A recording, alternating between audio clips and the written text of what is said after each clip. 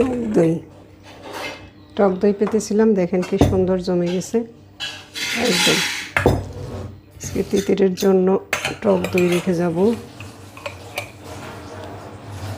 টক দই দিয়ে নিয়ে মানুষের এত ভ্রান্ত ধারণা টক দই নষ্ট হয়ে যায়। টক দই তো নষ্ট হবেই।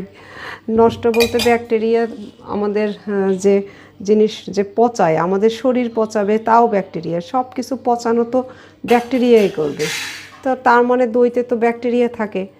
এখন এটাকে যদি পচা বলেন, পচা, কিন্তু আসলে এই ব্যাকটেরিয়াগুলো আমাদের শরীরের জন্য অনেক দরকার। আমাদের শরীরের যতগুলো কোষ তার থেকে বেশি ব্যাকটেরিয়া, এবং আমরা ব্যাকটেরিয়া খুশিতে বাঁচি। ব্যাকটেরিয়ারা যদি ভালো থাকে তাহলে আমরা ভালো থাকি, আর ব্যাকটেরিয়া যদি খারাপ থাকে তাহলে আমরা খারাপ থাকি। আসলে আমরা পুরোটাই ব্যাকটেরিয়ার দ্বারা পরিচালিত।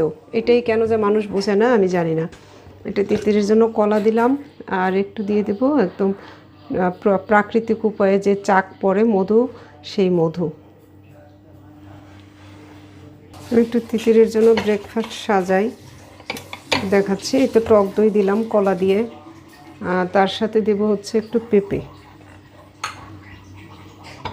পাকা পেঁপে কিন্তু সকালবেলায় খাওয়া উচিত, যে কোনো ফল সকালে খাই। আর দেব কয়েকটা কাঁঠাল। সব মিষ্টি খাবার, তো যেদিন খাবার এরকমই সাজানো উচিত। টক ফল থাকলে টক ফল আগে খাবে। আজকে আসলে আমার টক ফল সংগ্রহে নেই, যার কারণে এই হচ্ছে তিতিরের ব্রেকফাস্ট। আর সকালে তো চাল কুমড়ার শরবত খেয়েই নিয়েছে।